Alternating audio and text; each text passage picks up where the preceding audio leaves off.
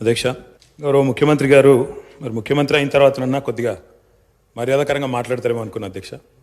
కానీ కొన్ని ఊహించలేము అధ్యక్ష, కొన్ని ఊహించలేము. ఎందుకంటే కొంతమందికి అది సాధ్యం కాదు.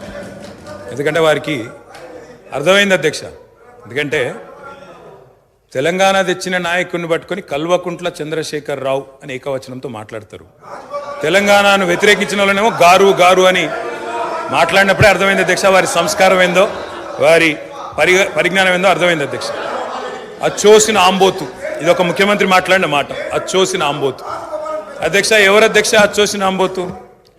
చీమలు పెట్టిన పుట్టలో దూరిన పాము అధ్యక్ష. కాంగ్రెస్ అనే పార్టీలో పాపం మా బట్టన్న, మా శ్రీధర్ అన్న, మా దామోదర్ అన్న, మా ప్రభాకర్ అన్న, అదేవిధంగా మా ఉత్తమన్న, మా కోమటిరెడ్డి వెంకటరెడ్డి అన్న, మా దామోదర్ అన్న, వీళ్ళందరూ కలిసి పెట్టిన పార్టీలో ఇవాళ దూరి ముఖ్యమంత్రి పదవి తీసుకుని ఆయన చీమలు పెట్టిన గుట్టలో పాముల గురించి మాట్లాడితే చాలా చండాలంగా ఉంటుంది సార్. దయచేసి యూత్ కాంగ్రెస్ వైస్ ప్రెసిడెంట్గా కల్వకుంట్ల చంద్రశేఖరరావుకు అవకాశం ఇచ్చిందే కాంగ్రెస్ పార్టీ. సింగిల్ విండో డైరెక్టర్గా ఎన్నికల్లో పోటీ చేయడానికి ఇస్తే కాంగ్రెస్ పార్టీ తరఫున నిలబడి ఓడిపోయిందే చంద్రశేఖరరావు. గత పాలనలో ఎంపీగా గెలిపించిందే కాంగ్రెస్ పార్టీ. గత పాలనలో షిప్పింగ్ మినిస్టర్ ఇచ్చిందే కాంగ్రెస్ పార్టీ. ఆ తర్వాత కార్మిక శాఖ మంత్రి ఇచ్చిందే కాంగ్రెస్ పార్టీ. ఇప్పుడు మాట్లాడుతున్న పెద్దలు ఎట్లెమ్మెల్యే అయినరు?